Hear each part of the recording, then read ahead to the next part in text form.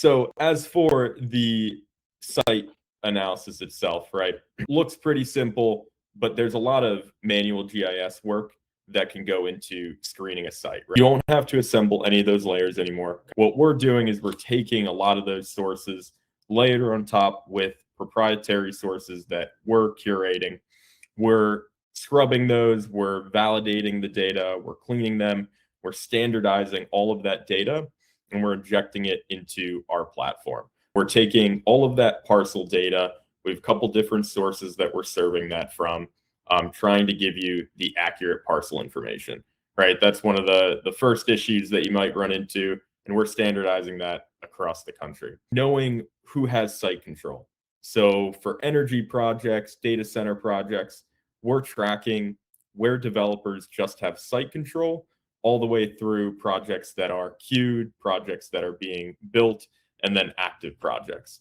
And by site control, what I mean is there could just be a lease option or purchase option on that parcel. And so we've actually gone out into the county assessor records, we've pulled the memorandums, and then we've digitized the actual boundaries for where those projects are going.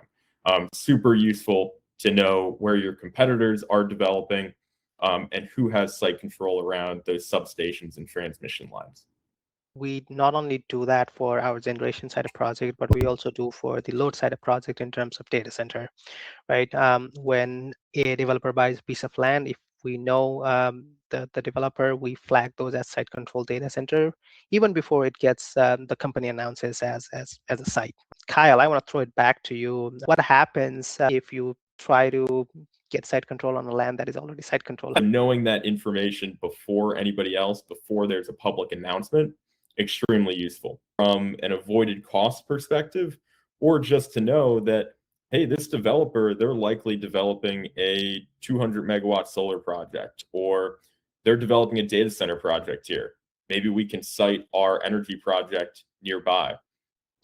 Knowing where your substations are, where your transmission lines are, as well as where future transmission lines or substations are going to be going. You want to stay ahead of the competition, right? Everybody is going to have the public data that's out there. Most of the time, that's going to be outdated, right? And so we're going out into PUC records, FERC records, wherever we can find these new transmission lines and substations.